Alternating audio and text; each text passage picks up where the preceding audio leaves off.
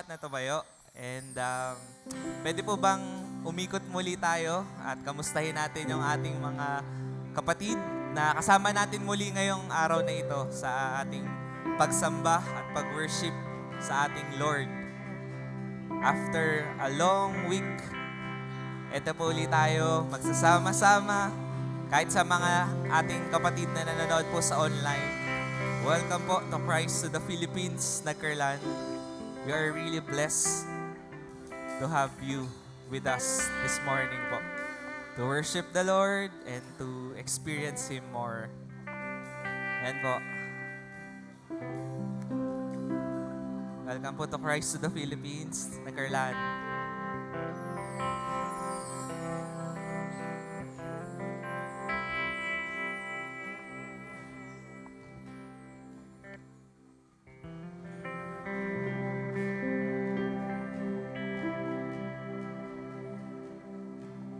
Ayan po. Sige po, bago po tayo manalangin, nais ko pong anayahan uli ang bawat isa na awiting ito as our prayer this morning. Ang title po ng song is Change My Heart, O God. And I pray po na this morning is kaugnayin natin ang God and let's ask Him to really change our heart and let's ask Him na maging katulad ng puso niya, yung puso natin sa umagang ito. Sige po, sabay-sabay po nating awitin. Change my heart. Change my heart, oh God. Make it ever true.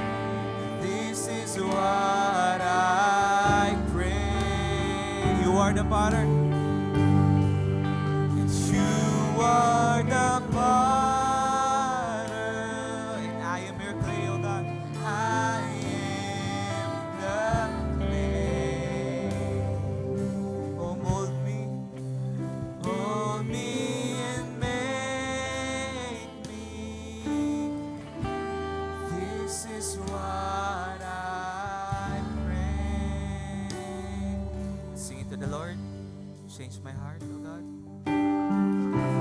Change my heart, oh God.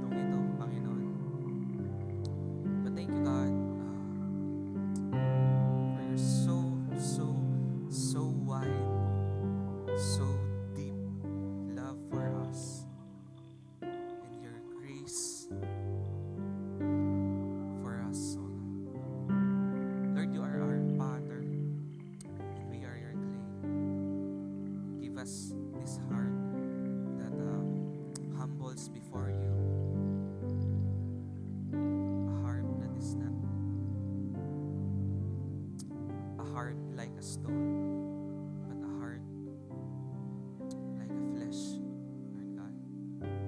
Thank you, Jesus, at this very moment, Lord.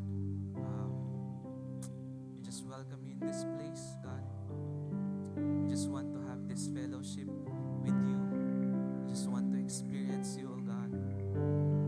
Lord, we want this joy, Lord God, na nagmumula sa inyo, Panginoon, as we fellowship with one another, God.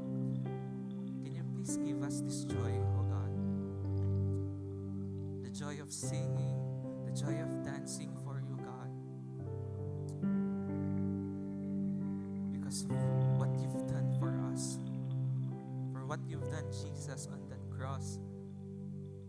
You save us, and because of that, we have this confidence that we can come before our Father.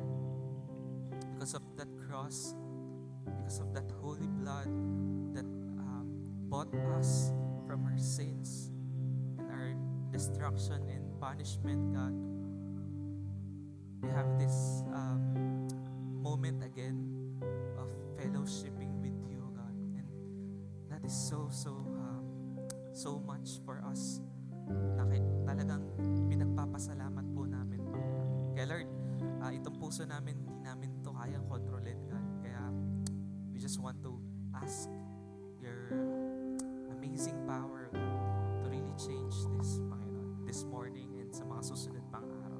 Salamat po, God. We expect you in this place. We magnify you in the mighty name of your Son, Jesus Christ. Amen and amen. Palakpan po natin ang Lord.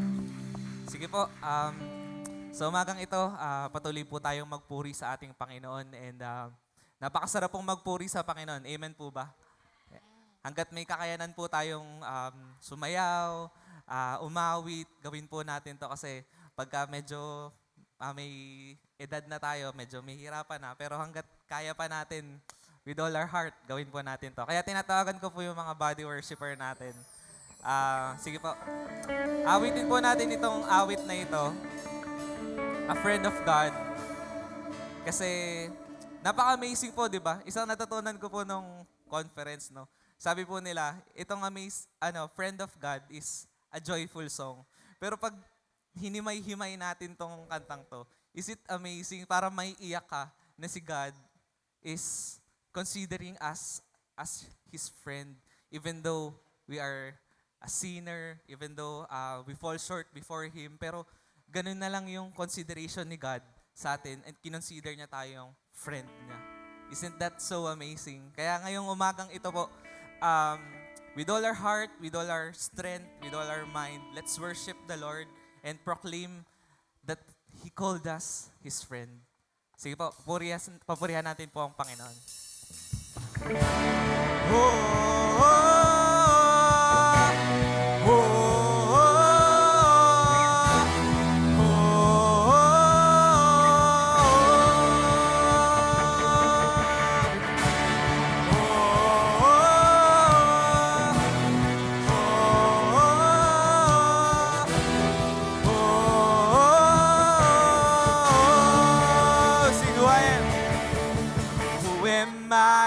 You are mindful of me,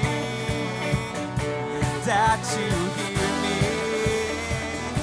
when I call. Is it true? Is it true that you are thinking of me? How you love me. It's amazing.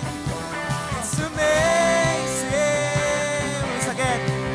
Who am I that you are mindful of me, that you hear me when I call, Is it true, oh God? Is it true that you are thinking of me? Oh, how you love me, love me. It's amazing. It's amazing. It's amazing. So amazing. So amazing. Sing it. I am a friend of God. Whoa, I am a friend of God. Whoa, I am a friend of God. He calls me friend. friend of God. I am a friend of God. Oh, I am a friend of God. Oh, I am a friend of God. He calls me friend. Sing it again. Who am I that you are mindful of me? How you hear me when I call. Is it true, oh God? Is it true that you are thinking of me? Oh, how you love me, you love me. And it's amazing, it's amazing, it's amazing, so amazing, so amazing. I am a friend of God. I am a friend of God.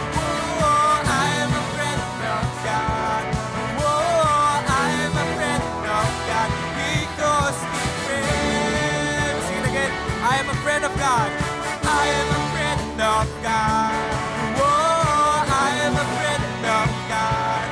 Whoa, I am a friend of God. He calls me friend. You sing, God Almighty. God Almighty. You have called me friend. Thank you, Jesus, for calling us your friend. God Almighty, Lord of glory, you have called me friend. Sing it again. God Almighty, God Almighty. Oh, sing it out. Lord of glory, you have called me friend. God Almighty, God Almighty, Lord of glory, you have called me friend. We sing it again. I am a friend of God. Whoa, I am a friend of God. Declare it. Whoa, I am a friend of God. He calls me friend. I am a friend. I am a friend of God. Oh, I am a friend of God. Oh, I am a friend of God. He calls me friend. And you are a friend of God. You are a friend of God. Oh, you are a friend of God. Oh, you are a friend of God. He calls you friend. You are a friend of God. You are a friend of God. Whoa, you are a friend of God. Whoa, you are a friend of God. He calls you friend. I am a friend of God. I am a friend of God. Whoa, I am a friend of God.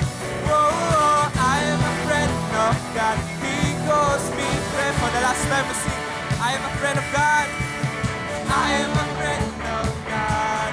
Oh, I am a friend of God. Oh, I am a friend of God. He calls me friend. He calls me friend. He calls me friend. He calls me friend. Thank you, Jesus. He calls me friend. He calls me friend. Oh, God. You alone the highest praise and glory of Jesus. Lord, thank you so much for considering us and calling us your friend, Lord. Even though we are not worthy, even though we fall short before you, Lord. Thank you, Jesus. At this very moment, let's continue to praise our God. He has the name above all names. His name is so beautiful, and that's the truth. He is our blessed Redeemer, the holy and righteous God. That's why we continue to sing.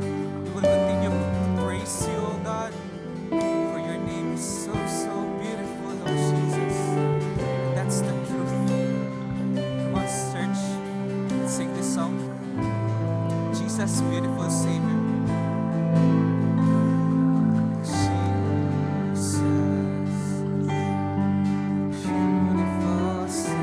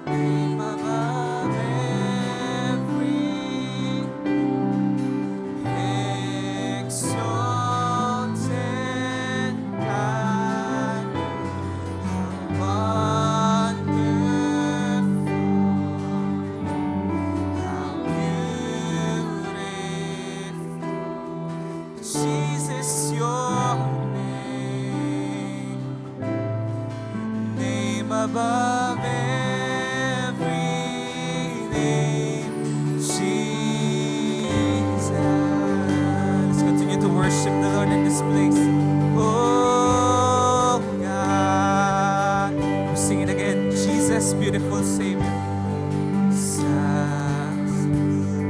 Beautiful Savior, God of all majesty, the risen King. Oh, the Lamb of God, Lamb of God. Oh, holy and righteous, blessed Redeemer,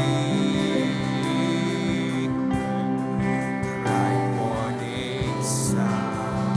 All the heavens shout your praise. All creation bows to worship you. Declare it. How wonderful, how beautiful, name above every name, exalted high. How wonderful, how beautiful, Jesus, your name above every. Sing it. How wonderful, how wonderful, how beautiful, name above every, exalted high. How wonderful, how beautiful, Jesus, your name above every name, Jesus. Oh, your name is so beautiful, oh God, so wonderful, oh Jesus. We will sing, God. We will sing that we love you, Jesus. Come on, we'll sing it out. I will sing forever.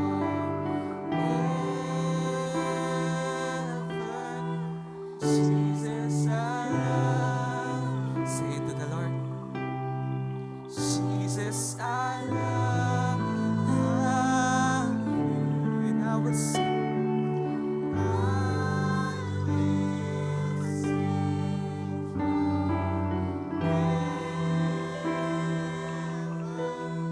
Jesus, I love you. Jesus, I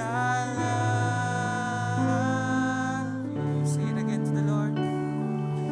I will sing forever.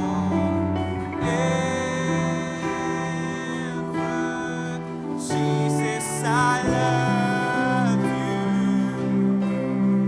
Jesus, I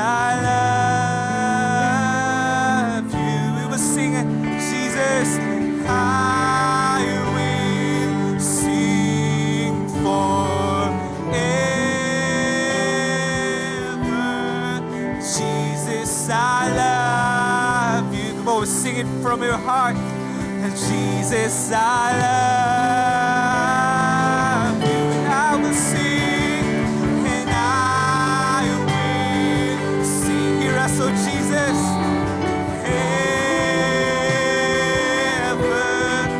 Jesus, I love you. Jesus, I love you. How wonderful is it? His wonderful name. Beautiful name above every name.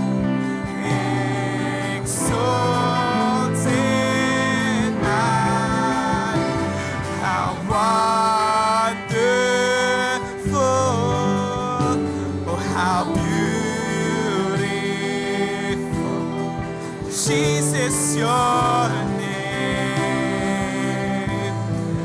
name above every name. We'll sing it again. How wonderful,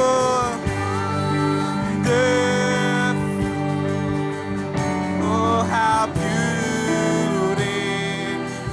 It's true, oh God, of every name, and exalted high. How wonderful, how beautiful. Jesus, your name, name above every name. Jesus,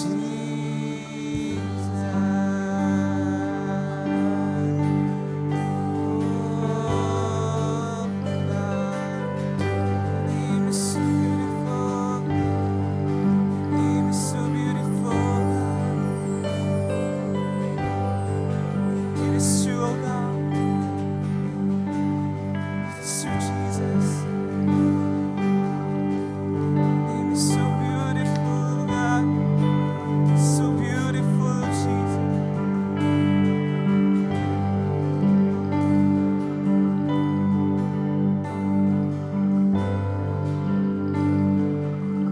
Can we sing this song? Jesus,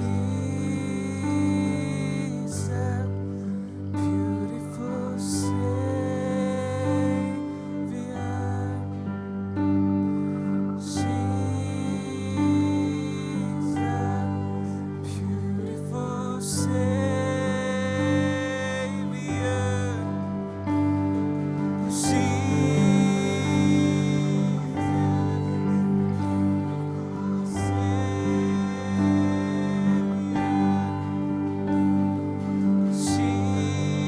Jesus, beautiful Savior.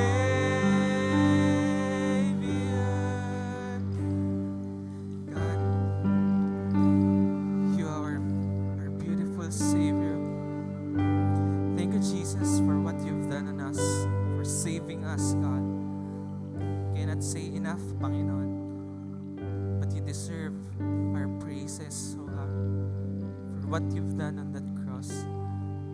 And not our praises, but our own life, oh God. You deserve it. To you alone the highest praise and glory. In Jesus' name we pray. Amen and amen. Thank you, Jesus. To you alone the highest praise, oh God.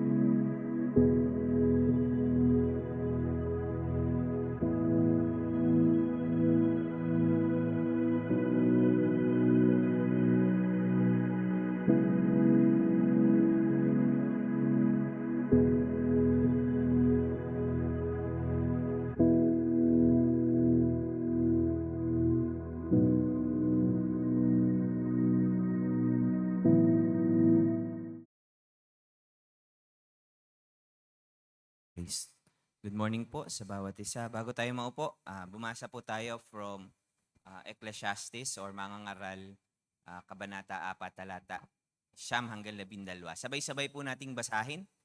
Ang dalawa ay mabuti kaysa isa. Mas marami ang bunga ng anumang gagawin nila. Kapag nabuwalang isa, maitatayo siya ng kanyang kasama. Kawawa ang nag-iisa sapagkat walang tutulong sa kanya kapag siya ay nabuwal. Kung malamig ang panahon, maaari silang magtabi sa higaan upang parehong mainitan.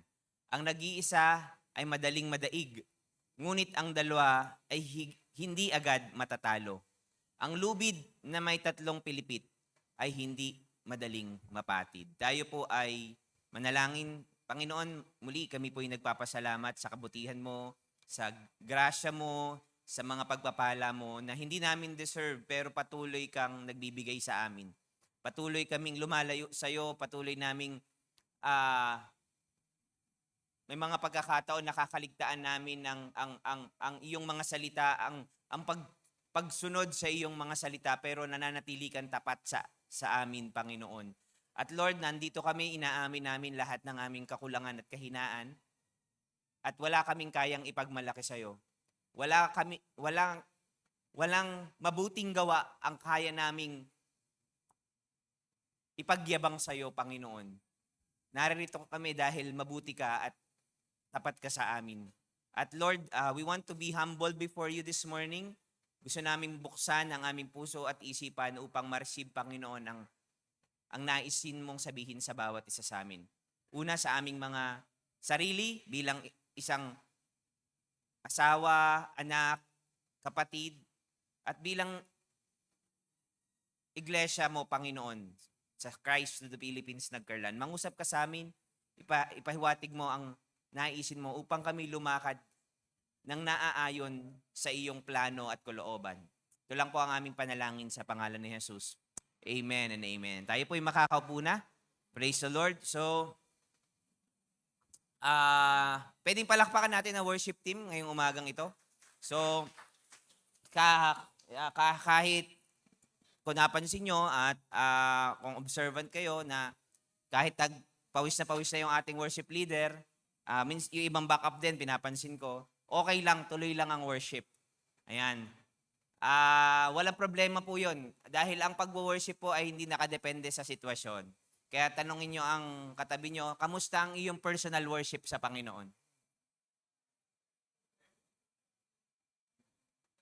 Lakasan nyo. Kamusta ang personal worship sa Panginoon? Nagwo-worship pa ba pag nasa bahay? Nagwo-worship pa ba privately? Nagwo-worship pa ba tayo privately? Hello? Nagwo-worship pa ba tayo privately? Yan. Bakit po natin ito pinag-uusapan? Kasi nasa journey po tayo ng vulnerable discipleship. We walk in grace and truth. And napakahalaga na talagang maging totoo tayo sa harapan ng Panginoon. At kung hindi tayo lumalakad ng naaayon sa kanyang kalooban, magtutulungan tayo as a church, as a community, para paalalahanan po yung bawat isa. Amen ba? Kaya tapikin mo yung katabi mo, mag-worship ka privately. Tuloy-tuloy. Dahil lang isang pinaka-delikado pong mangyari po sa bawat isa sa atin ay ang maging routine ang Christianity. Wala na yung kapangyarihan ng Panginoon, pero gumagawa tayo at physically present tayo all the time. At yan po ang isa sa nakakatakot na mangyari po sa bawat isa sa atin. Bago po tayo pumunta sa message, gaya hindi ko makakalimutan po yung sinabi ko last Sunday. Meron bang mga mag-asawahang hindi magkatabi? Mukhang very good Yung hindi katabi yung asawa, magtabi na po kayo. Unless meron po lang talaga kayong hindi may iwasang gampanin, katulad kung may nasa tech team and all. Pero kung wala naman kayong gagawin, magtabi na po kayo. Ano po? So, ayan, hanapin niyo po inyong mga lalaki ang mag-initiate tumabi. Wag mga babae. Wag mga babae ang lalapit, lalaki ang lalapit. At gumawa ng paraan. Ano po? Anyway. ah, yan, salamat po sa inyong mga tugon.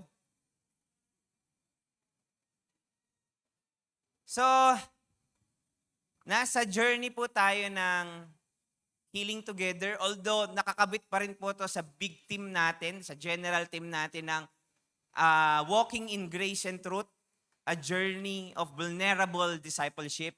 At ngayon pong June hanggang August ay nasa journey tayo ng Healing Together. We must walk in freedom sa pamamagitan ni Kristo at ng community. So, week 1, pinag-usapan natin na meron tayong mga pains and wounds na tinatago. And usually, yung pagtatago ang nagkikip sa atin sa pagkakagapos. At ang tangi lang makakapagpagaling sa atin is that when we expose ourselves to the light o in-expose natin yung ating mga sarili sa liwanag ng Diyos. Pangalawa, yung second Sunday last week, pinag-usapan din natin yung freedom of confession. Diba? Natatandaan niyo po? Bakit napakahalaga na una, i-confess natin yung ating mga pagkukulang, kasalanan sa Panginoon. Pero bakit ganun? Mahalaga pa rin at kinumand pa rin tayo ng Bible na mag-confess tayo ng sins sa bawat isa, hindi lang sa Panginoon. So sabi natin, confessing our sins to God in 1 John 2:9 is makaka-receive tayo ng pagpapatawad ng Panginoon. Naalala niyo po? Na makaka-receive tayo ng kapatawaran ng Panginoon. Pero sa James 5, ang sabi doon, confess your sins to one another so that you might be healed.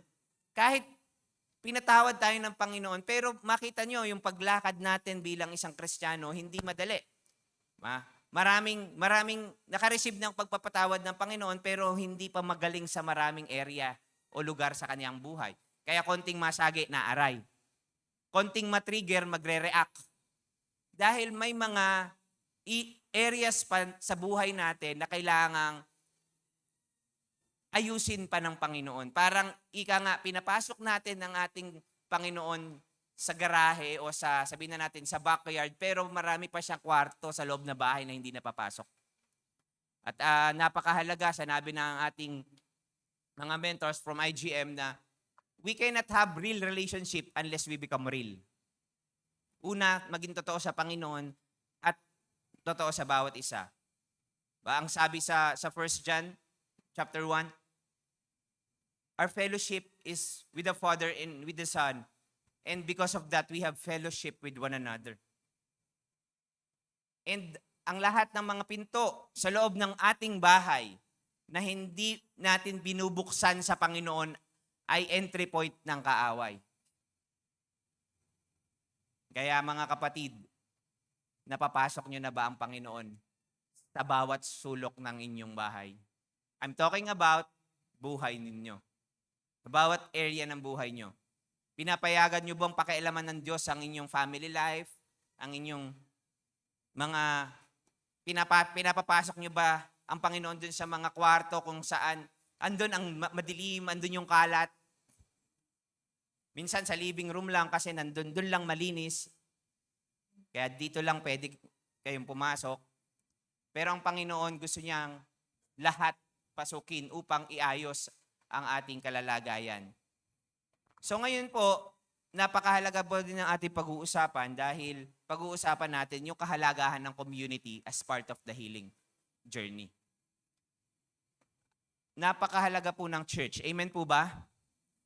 Hindi para lang i-check yung mga attendance at kung tayo ba ay tumutupad sa mga tungkulin bilang isang mga Kristiyano, kundi napakahalaga that we really check on one another. Kamusta talaga tayo in our walk with God? Because discipleship, first and foremost, pertains to our walk with God. Kaya ang una po talaga nating pinag-uusapan at chine-check sa bawat isa, kamusta ang lakad natin sa Panginoon. Hindi yung kamusta kung attend ka ba nung Sunday service or nag-attend ka ba, which is part naman talaga yon. Nagbasa ka ng Bible,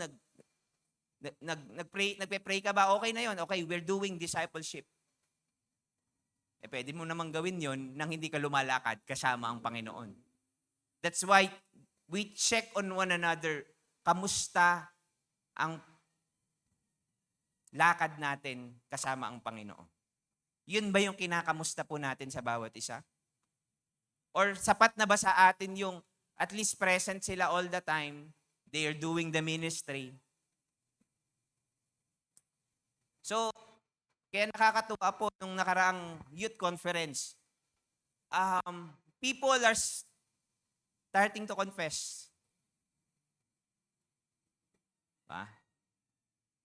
Mga active po ito, mga kapatid. Mga present lagi ito sa church. But they start confessing. Yun po ang dapat na mangyari po sa discipleship. Because when we expose ourselves to the light, real transformation happens. So ngayon, pag-uusapan natin itong from isolation to community. Kanina po pinag-usapan binasa natin na hindi gusto ng Panginoon na tayo maglakad na mag-isa o mamuhay mag-isa.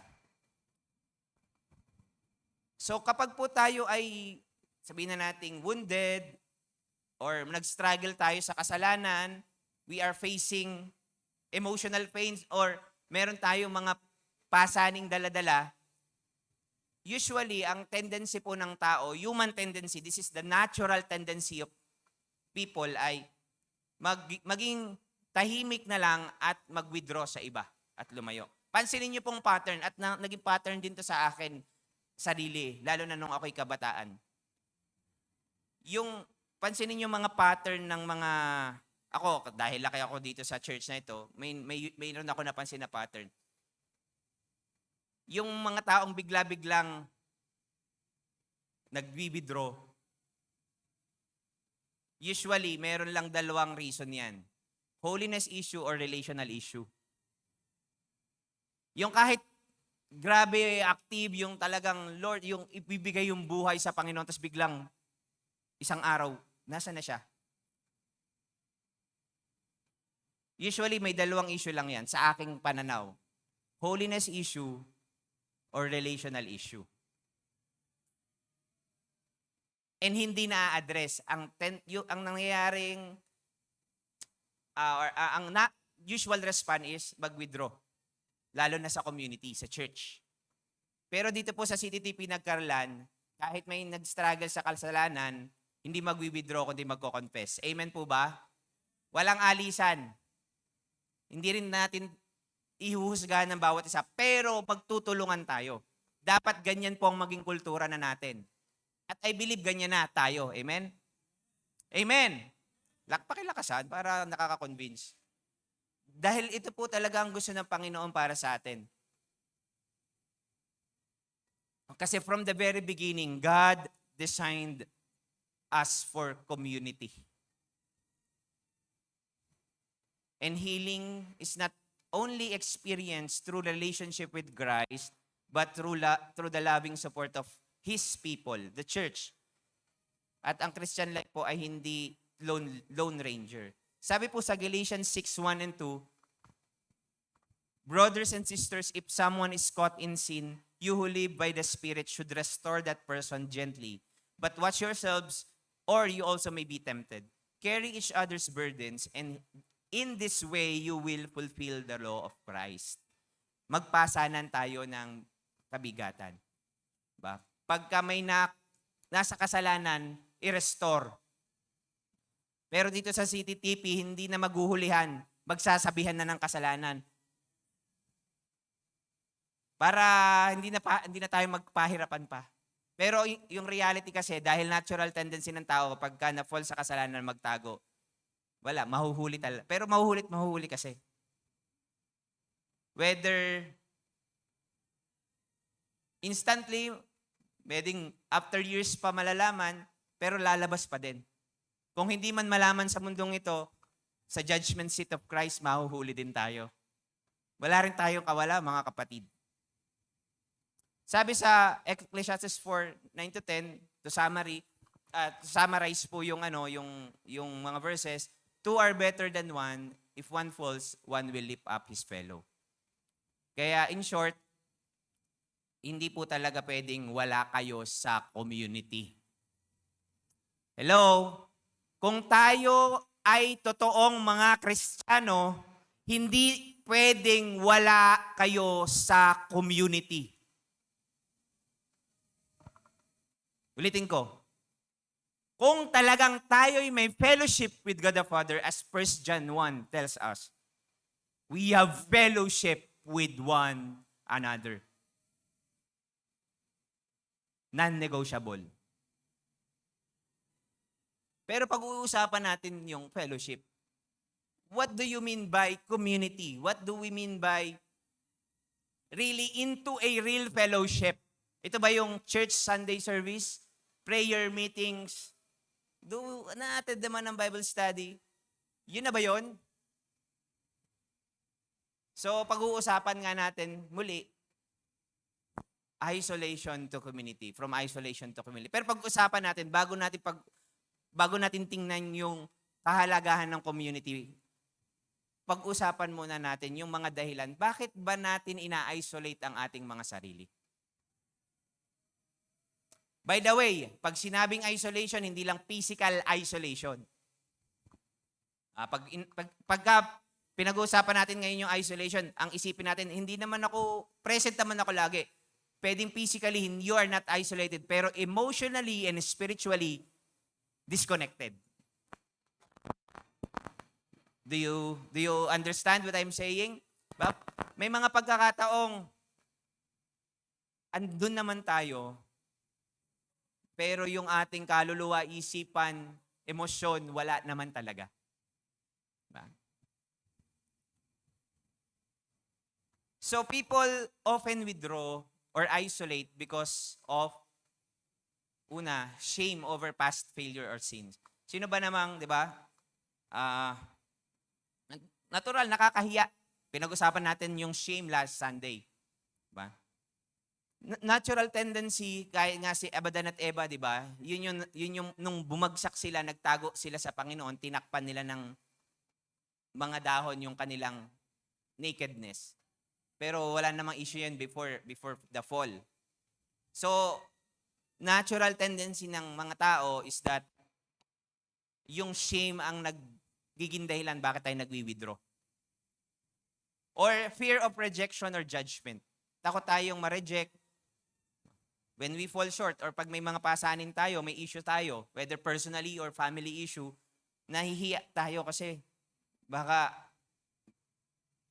ayan, kasi buti nga sa'yo. Yan yung usual na, sa family, yan yung tendency na kinalakihan mo. Di ba? Ang hirap niyan. Kaya pinag-usapan natin last Sunday din yung kapag yung mga anak, habang lumalaki, when they start to confess, entertain them, listen to them, pero when we start shaming them, magiging pattern na yon sa kanilang buhay. At ang tendency, kahit sa Panginoon, ganun na rin sila mag-respond. Kaya crucial talaga yung family. Pangatlong rason, bakit may mga taong nag-isolate or nagwi-withdraw? Pride and self-sufficiency. Hindi, okay lang ako. Tapos na ako dyan. Ano ko ba? Tagal ko ng Kristiyano eh. Ang dami ko nang alam na Bible verses. Kaya ko yan. Diba? Pa-pray nga, medyo may ganito akong problema, pero kaya ko naman. Pa-pray ka pa. Minsan hindi natin sinasabi, pero ganun yung ating posture.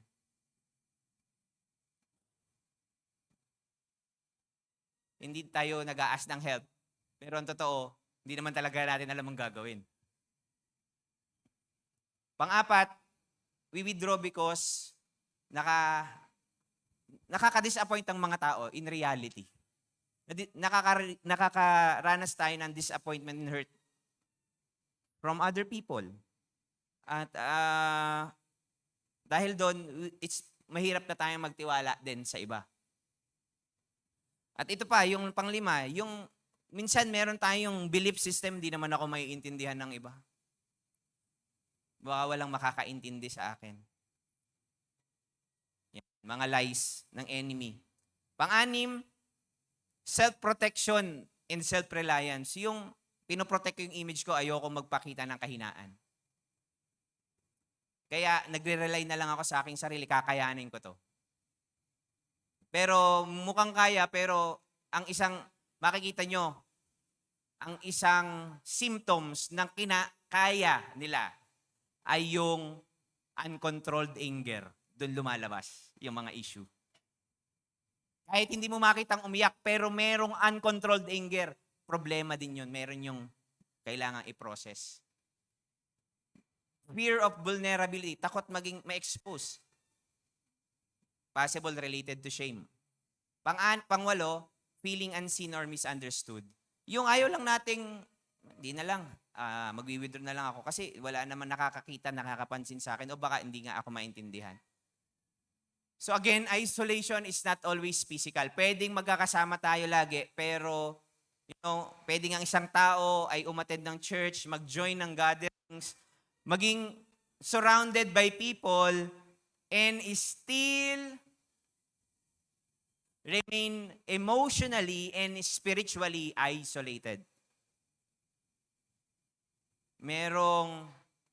Marami ang nag-i-struggle, pero nakangiti. Kanina nag-ikotan tayo, no? Salamat sa mga bumati. Happy Father's Day sa lahat ng mga tatay. Happy Father's Day kay Abba Father sa langit. He's the best father. But again, we need to identify sa ating mga sarili. Are we somehow isolated? Am I physically present? Present ako palagi, kasama niyo ako, pero nararamdaman niyo ba talaga ako? Yan. Kaya, dito sa CTTP, we are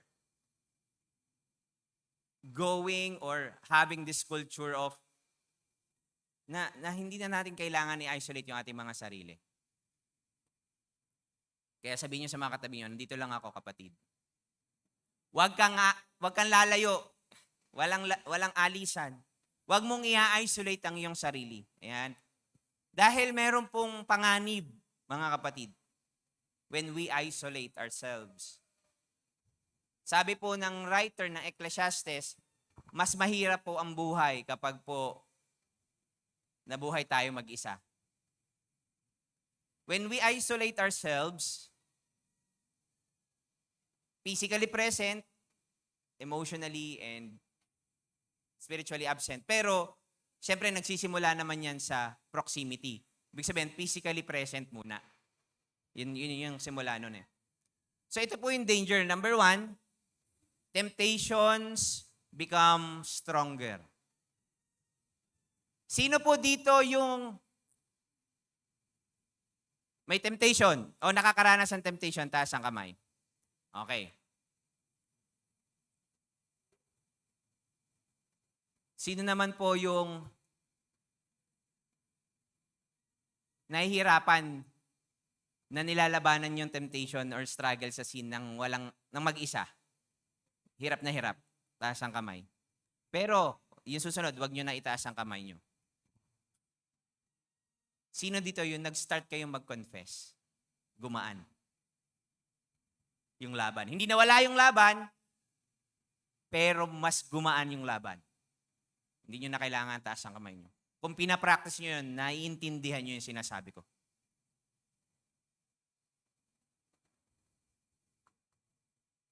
Dahil kapag wala tayong napagsasabihan ng ating mga struggle, real struggle, it becomes part of the, life. And lalo lang lumalakas at ang hirap ng alisan. Mahirap ng alisan. Pangalawa, mas lalong lumalalim yung discouragement kung may mga wala tayong nahihingahan, ang mga disappointment natin sa buhay. Nagpa-pile up yan and then eventually hindi mo na kayang i-bear. Or yung sakit, mas lalong bumibigat.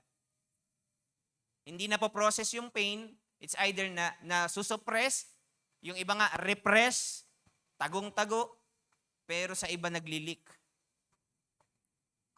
Pang-apat, ito pa yung isang pinaka-delikado pag walang community.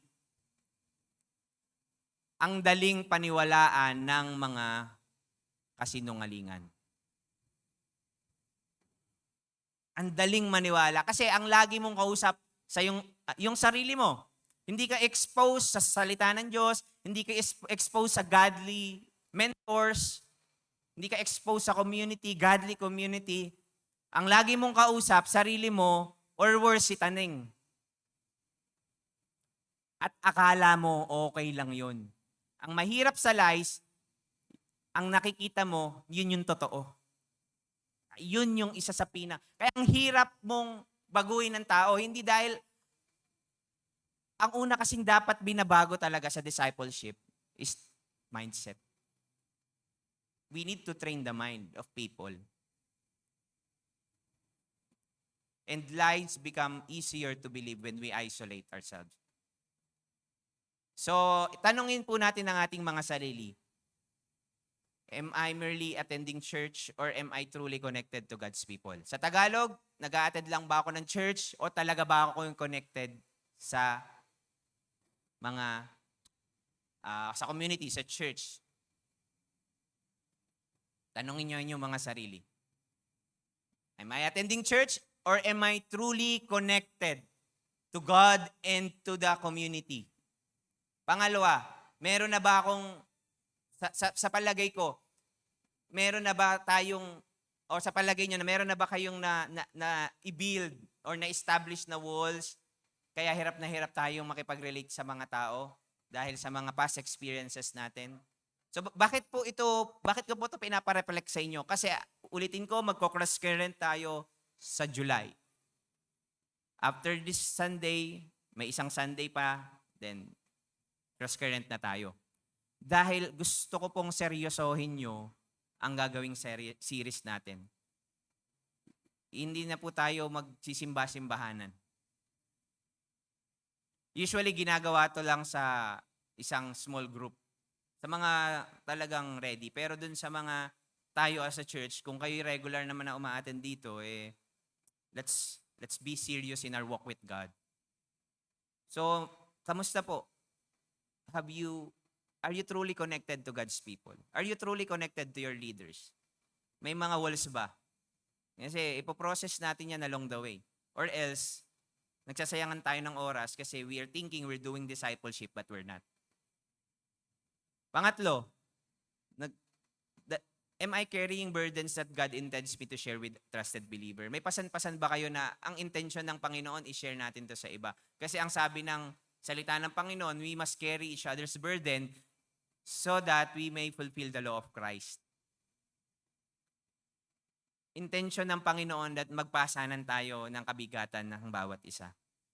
Paano tayo magpapasanan ng kabigatan kung wala naman tayong alam?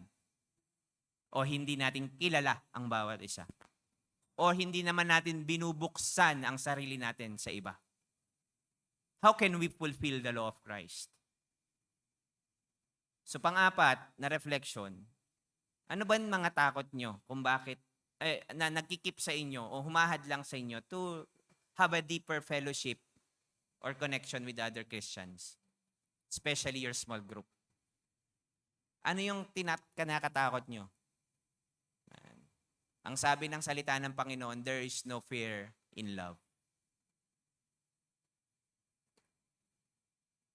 Meron akong gustong bigyan ng diin bago tayo pumunta sa second point. Dalawa lang naman ang point ko ngayong umagang ito. Pero sabi dito sa mga ngaral 4:7-8, sinamarize ko lang, may tinanggal akong konting statements. Sabi dito, mayroon pang ibang mga bagay sa mundong ito na nakita kong walang kabuluhan. Ang isang taong nag-iisa sa buhay, walang kaibigan ni kamag-anak. Isang miserableng pamumuhay. Now, may mga tinanggal lang akong passages, mga statement diyan. Pero ang binabanggit diyan, yung mga nag-iisa sa buhay, trabaho ng trabaho, pero walang paglalaanan ng kanilang effort, ang sabi doon, isang miserableng pamumuhay. But habang pinag-iisipan ko, babalik pa rin ako doon sa reality na hindi lang ito patungkol sa physical na realidad na may kamag-anak naman ako. Pero ang tanong, do you have deep fellowship with other people? Friendship, fellowship. sa iba, isang miserableng buhay. Meron lang akong medyo magtatagal ako ng konti dito. May mga ilang principle po akong gustong bigyan ng pansin. Practically. Marami pong mga Christian, they refuse to open up or to address yung mga unhealed wounds or yung expose yung mga paulit-ulit na kasalanan sa kanilang buhay. They may remain saved. Pwede naman Kristiyano sila, but si God na lang nakakaalam. Pero they are Christians. May mga tao, I believe, Christians, pero pag piningnan mo yung mga buhay nila, laging burdened, laging defeated, joyless. Anong problem? Kasi hindi natin naiintindihan yung life na na-receive natin kay Christ. Ang sabi ni John, Jesus came so that you may have life and that you have it in full. Sa Tagalog, si Jesus ay naparito upang kayo'y magkaroon ng buhay na ganap at kasiya-siya. Hindi sinabing walang problema, pero ganap at kasiya-siya. Maraming mga Kristiyano, hindi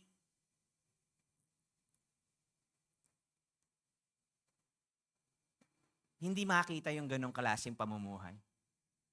Anong problema? Kasi marami sa atin nagsusurvive lang, hindi talaga nabubuhay. Anong pinagkaiban? Ay, di-differentiate ko yung surviving sa living. Ganito po. At tanongin nyo yung mga sarili, nabubuhay ba talaga kayo? O nagsusurvive lang kayo? Ano yung surviving? Alam mo yung surviving, yung parang buhay ka nga, pero nagsusurvive ka lang. Ang mindset mo lang, kailangan lang matapos yung araw na to at yung bukas. Ang routine lang, bayad ka lang ng mga bills na dumating, bayad ng Meralco, tubig, kuryente, gano'n na lang buhay natin. Going to work daily. Diba? I-meet na lang yung mga kailangan, responsibilidad, gampanan na lang. Nag-e-exist ka lang sa araw na to hanggang bukas. Basta yun na yun. Yun na yung buhay natin. Yun na yung parang nasa isip natin at ipinamumuhay natin. We just need to get through the day. You're just surviving. But a person can survive physically while being exhausted emotionally, relationally, and spiritually. Yung buhay ka araw-araw, pero kamusta po ang emotional na status ng inyong kalooban? Kamusta ang relationships sa paligid? Kamusta ang spirituality? Yun yung surviving. Ano yung itsura ng truly living? Ang sabi ni Jesus, binigyan niya tayo ng buhay na ganap at kasiyasiya. Living is experiencing the life na inintend ng Panginoon para sa atin. Ito yung buhay na ginusto niya para sa atin. Ano yung living? Ano yung totoong namumuhay? Una, yung totoong nabubuhay is walking closely with God. Yan, hindi yan nagsusurvive. Nabubuhay talaga yan. Pangalawa, ine-enjoy yung healthy relationships. Hindi, ibig sabihin, walang problema sa relationships o hindi magkakaproblema, but still, makikita mo yung work ni God sa mga relationships. They are not surviving, they are truly living. And the first relationships, kung kayo may asawa, na kailangan yung pag-imbesan ay ang inyong mga asawa. Pangalawa yung mga anak. Ulitin ko, pangalawa yung mga anak. Sorry sa mga anak, you're not the priority. This is a countercultural teaching, lalo na sa Pilipino. Pero if you want to have a healthy family, invest in your marriage. Children will feel secured and loved when they are seeing the man and a woman, their mother and father, are really close to one another. You don't need to cheat. Hindi nyo na kailangan magturo ng maraming katuruan. Makikita sa buhay nyo, this is the life, the kind of life na nakalakihan nila. Hindi yan basta-basta maapektuhan ng mundo. They are living, truly living. Pangatlo, they are growing spiritually. Makikita natin, may experience nila yung joy, yung peace, yung kahit ang daming problema to, pero bakit ang saya niya lagi? Bakit parang hindi siya nagwo-worry kahit nagkaka-challenge siya financially? People who are truly living experience joy, peace, and purpose. Alam nila kung bakit sila nabubuhay. Hindi lang sila nagsusurvive one day at a time. At makikita mo yung mga tao who are truly living, nag-i-invest sa buhay ng iba. Nagdi-disciple. Because yun talaga yung purpose kung bakit ibinigay ng Diyos ang regalo ng buhay sa atin. Di ba pag sinabing regalo, para saan siya? Ang regalo ba, ang purpose ng regalo para ibigay, di ba? Niregaluhan tayo ng buhay ng Diyos, hindi to para sa atin. Hello? Ang regalo ng Diyos, buhay. At ang regalo, ibinibigay. At ang buhay natin, may purpose.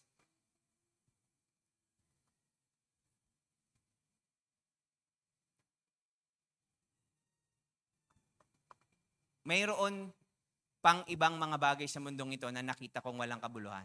Ang isang taong nag-iisa sa buhay, walang kaibigan ni kamag-anak, isang miserabling pamumuhay. Now, I was led by God to talk about this topic, about overseas Filipino workers. Salami,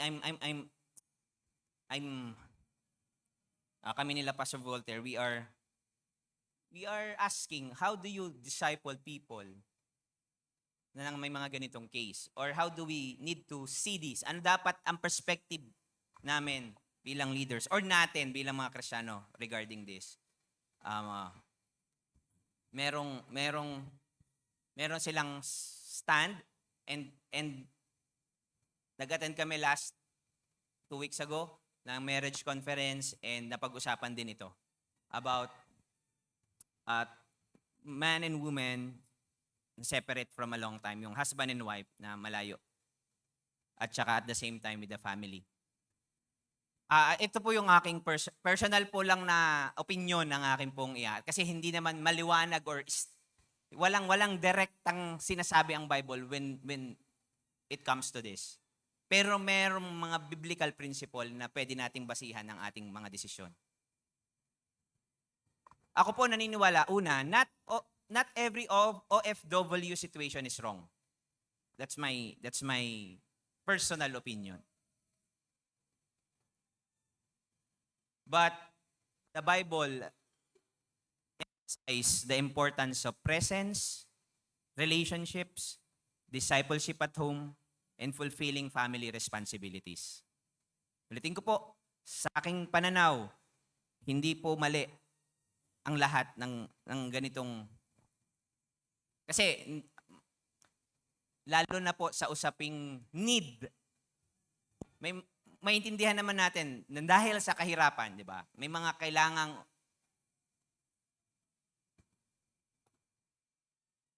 lumayo at magsakripisyo. At ano po yun, ako, sabi ko, ako hindi ko ma-imagine, mahirap na sakripisyo yun para sa akin kung gagawin ko yun. Kaya, nakakahanga din naman yung nagsasakripisyo para doon.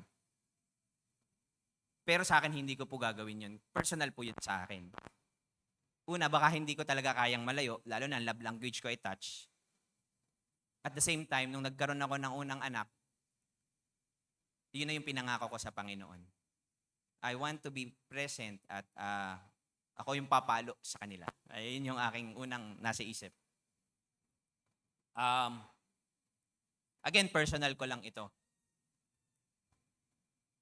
Pero again, may mga taong lumalayo dahil sa need. Magkaiba yung need sa want. Kaya isipin natin, kasi ito po yung sinabi kasi ng Lami. Ang sa kanila, mas preferred talaga nila na hindi maghiwalay. or hindi niya, kung kay Pastor Voltaire naman, okay lang basta kasama yung pamilya. Narinig niyo po yun, ano? Kay Pastor Shin, ganito yung pagkakasabi niya. Sa kanya, although madaling sabihin, pero sa kanya lang. Again, madali lang sabihin, pero mahirap pa rin. Ang sa kanya, kahit in poverty, magkasama kayo. Ulitin ko po, madaling sabihin, lalo na pag may need. Pero kung lalayo dahil sa wants at covetousness, mahirap po yun. Kung mabubuhay naman kayo na magkasama, at makakakain naman kayo at makakapag-aral lang inyong mga anak, why choose to be separate? Again, madaling sabihin, lalo na kung may need, pero sana hindi dahil sa want. Hello? Again, opinion lang po ito. I'm just collecting opinions from mentors. Ako po kasi, personal sa akin yon na, sabi ko, mag-abroad lang ako kung mission ng pag-uusapan. Open po ako, lalo na kung pwede naman dalhin din ng family sa mission. Pero pag po kikita ng pera abroad, hindi po ako open.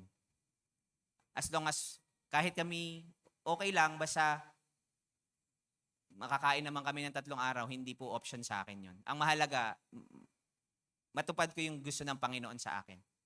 At una, tinawag ako, bago magpastor, tinawag ako bilang ama.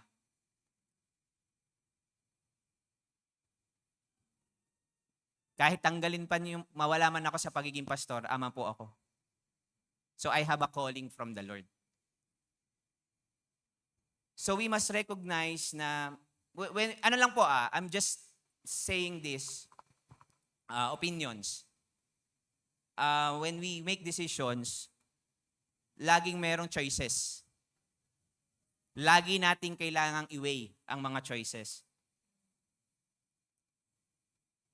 May mga bagay na hindi mapapalitan ng material things like your presence, your time, your guidance, your affection, your correction, your spiritual leadership. These are the things na kailangan nating tingnan at i-consider. Kaya pagka may mga desisyon na katulad nito, ang lagi lang nating itatanong, hindi naman kailangan lumayo talaga o sa OFW lang ito mag-a-apply, kundi sa pangkaraniwang mga desisyon. Ang lagi nating itanong, pagka ito yung pinili ko, anong mawawala, anong makukuha? Pag ito yung pinili ko, anong makukuha ko, anong mawawala? Hindi lang to sa OFW setup, kundi sa everyday choices. Lalo na mga major choices sa life. Pag pinakasalan ko to, anong mawawala, anong makukuha? Nakuha niyo po? Ano lang po, again, opinion ko po to. Hindi ko po to ini-impose sa inyo. I'm just telling my opinion. Because, bakit ko po to binabanggit? Hindi naman siguro, hindi naman ako katandaan or kulang pa ako sa experience, pero at least may na-experience na ako. Most of the young people and kids today struggle, they have many issues because of family backgrounds. Yun lang po yung gusto kong iwanan sa inyo. Yun lang po yung gusto kong iwanan ko sa inyo, kaya bakit ko po ito sinasabi. Pero ang mahalaga doon, ito po yung realidad, lahat tayo may mga pagkukulang, lahat tayo broken, lahat tayo makasalanan. Ang maganda nun, sabay-sabay nating harapin lahat ng ating hinaharap. Amen po ba? That's why God uses us, the community, as a means of healing. Amen? Hello, parang ang lungkot nyo. Throughout the scripture, may growth ang mga Kristiyano sa pamamagitan ng fellowship, accountability, encouragement, prayer, and mutual care. At kitang-kita mo naman natin yan sa mga passages, sa pagbinasa natin ng, lalo na yung New Testament.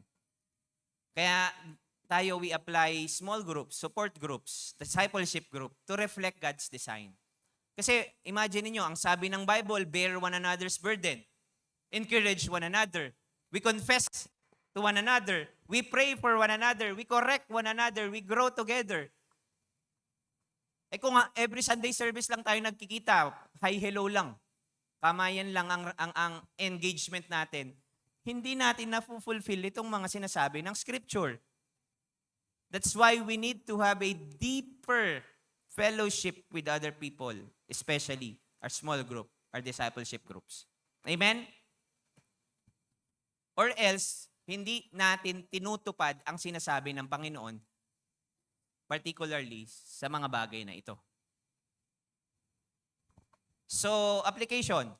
Are you willing o are you connected? Or reflection. Pagka tinignan natin ang ating mga sarili ngayon, connected ba talaga ako sa isang healthy Christian community?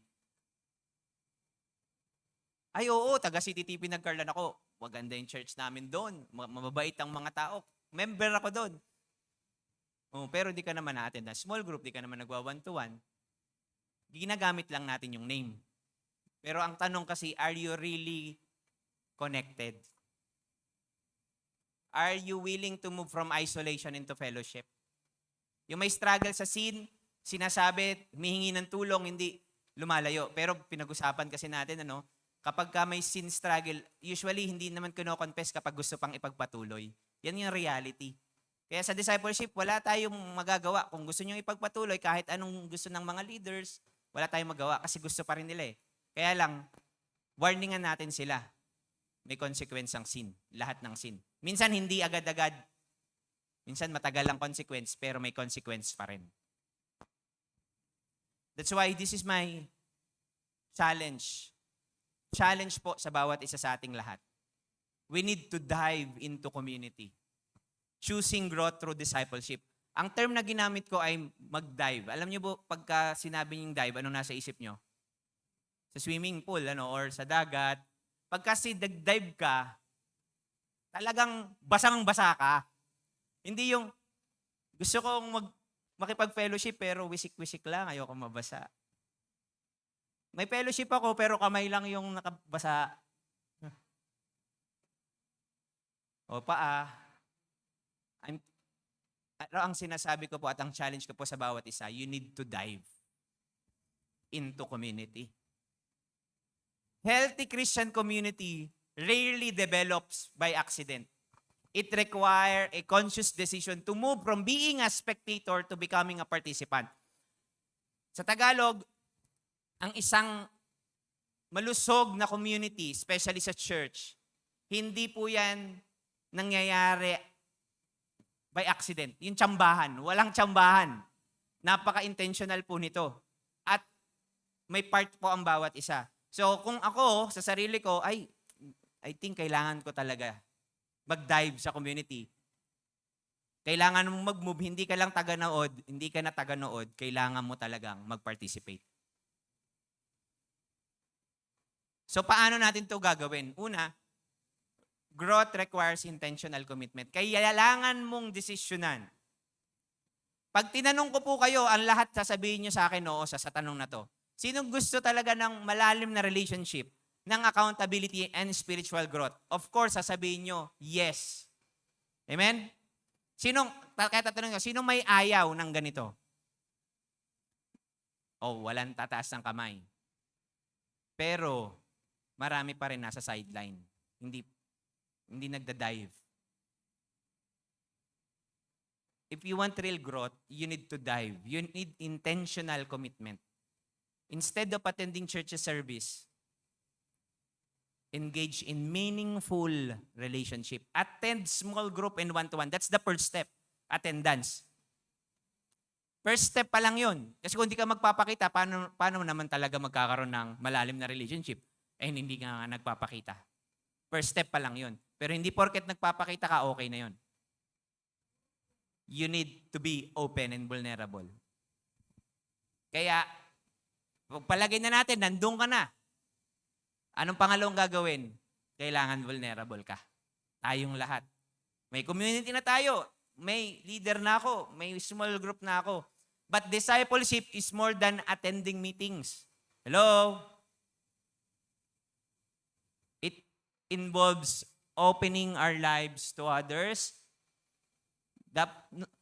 Kaninang umaga ginagawa ko, nandito yung period eh. Biglang sabi ni Lord, lagyan mo tong word na to. Kasi minsan, hindi, open naman ako sa leader ko, pero nag-confess nga ako ng sin, pero 20 years ago pa pala yun. Tapos pinagmamayabang ko, hindi, I'm vulnerable. From time to time, may struggle tayo eh. Unless you're okay na, i-endorse ko na kayo para kunin ni Lord. Pero kung wala pa, we need to open our lives to others. Anong word?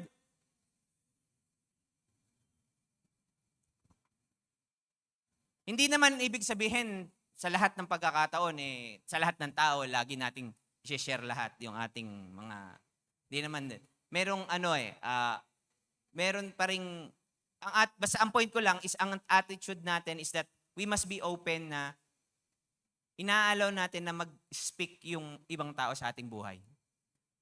Ang posture natin, I always want to learn, I need help, laging kailangan natin ng tulong. Yan ang laging tinetrain sa akin ni Pastor Voltaire kasi minsan may independence, yung medyo independent mindset ako eh. Yung pala na pag alam kong kaya ko, pero lagi akong yari kay Pastor eh. Magpa-consult.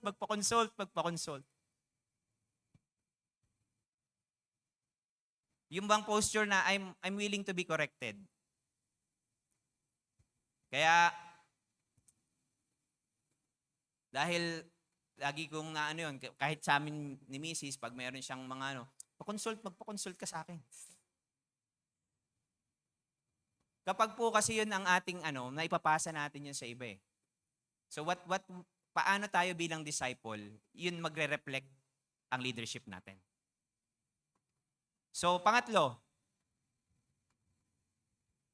community is a choice before it becomes an experience. Hello? Gusto natin ng isang masaya, malalim na relationship, masayang church. Totoo naman po yun, pero kailangan natin munang, bago natin ma-experience yun, kailangan nating piliing to be with the community. To be with people who are messy. Yung ibang mga tao, nag-aantay sila until they feel connected. Hindi ko pa feel. Parang hindi ko feel yung leader ko eh. Gusto kong lumipat. Ang problema sa ganong mindset, ikaw yung nagsaset ng standard sa leader. Ako, inaano ko yan eh. Dinidiscern ko talaga yan eh. Kasi you need to really discern people whom you will disciple. Do they really want to be disciple? O gusto lang nilang mag-provide sa need nila? O yung bang nandyan sila pero entitled sila, pero hindi obvious. At madalas hindi rin nila alam yun.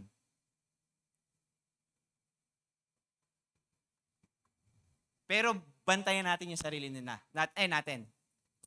Kasi nakakaubos yan. Nakakadrain yan sa mga leaders. Yung tipong kailangan yung i-provide ng need ng mga tao.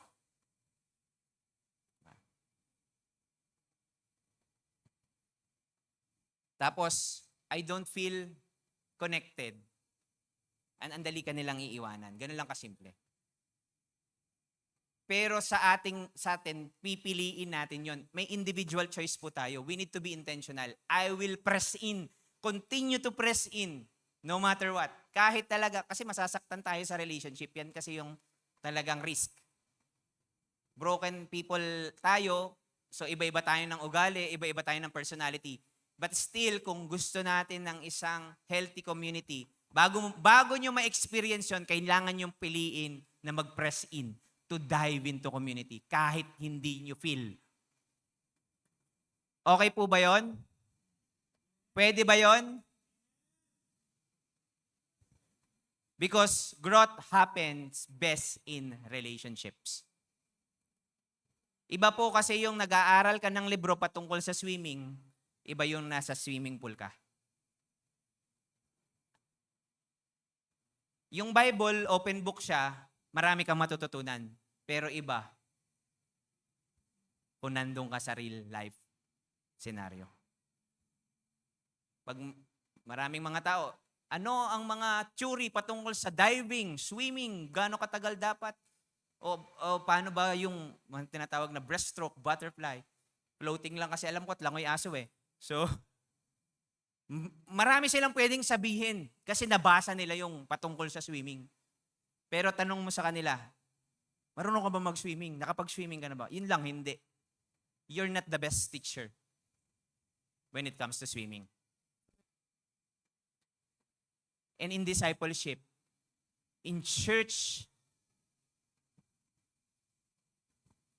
may experience lang talaga yan in a context of engaging with people, aka community. So in community, sa community, sabi, kailangan daw maging humble. Anong itsura nun? Eh paano kung, di ba, nasa iyo yung spotlight, lahat ng maganda sinasabi sa'yo, paano mo doon mo totoong mai-apply yung, kailangan ko palang maging humble. In real life situation, doon mo talaga ma-apply yung sinasabi ng Bible. So, sa community, matututo tayong maging humble. Matututo tayong, kahit ayoko lapitan si kapatid, talagang, pero lalapit ako. O matututunan natin yung patience in difficult relationship. Sabi natin, recite the fruit of the Spirit. Sa ulado na ng lahat yan. Pero anong itsura ng patience? Kapag talagang, ang sarap ko to sa nitong taong ito. Diba? Ganun na yung mindset natin. Pero, pag may problema, sabi natin, basic teaching, forgiveness. Pero bakit yan ang isa sa pinakamaraming cause bakit umaalis ang mga tao sa church?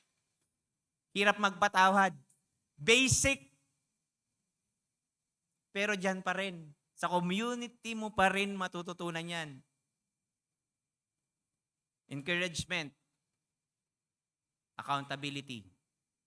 So in conclusion, spiritual growth is personal. We need to make decision. Dinidesisyonan po yan ng individual. Personal po yan. Ang growth hindi nakadepende sa leader. Personal mo yan didesisyonan. Tinuturo ko nga sa ilang mga leaders ngayon as they experience yung ganito sa kanilang small group. Meron ako nakuha sa isang teacher. Sabi niya, I teach two people the same method. I invest same hours. 2 tao. Tinuruan ko, parehas lang naman yung tinuturo ko sa kanila. Parehas ng time ang binibigay ko sa kanila. Parehas ng method ang ginagawa ko. Pero yung isa lumago, yung isa hindi. Anong problema? Kayo na po ang mag-isip, ayoko pong sabihin. Pero, kayo na po ang bahala doon. Again, spiritual growth is personal. Pero hindi dapat private. Kailangan open ka. While each believer must personally follow Christ, tayo, personal yung obedience natin, pero ang design ng Lord, yung application at yung growth, mangyayari sa community. Healing, maturity, and freedom often happen when we intentionally dive into Christ-centered community and commit ourselves to the process of discipleship. So, panghuling challenge, kayo po ba, ready na ba kayong mag-dive? Naku, wala sumagot. Itigil natin yung cross current, cancel. Ready na ba kayong mag-dive? Ito po, honestly speaking, though baka ma-off kayo sa sasabihin ko. Baka ma-off kayo sa sasabihin ko, pero I will take the risk. We will have a cross current ng July and August. If you're not ready to dive, don't attend.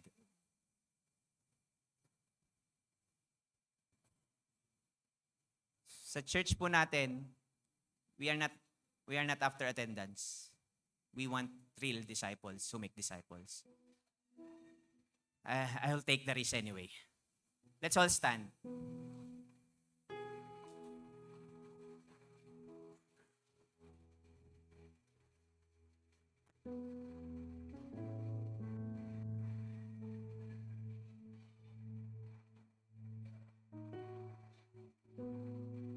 Father,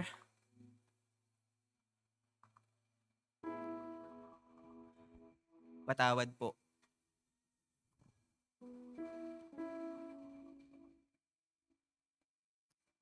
Patawad po.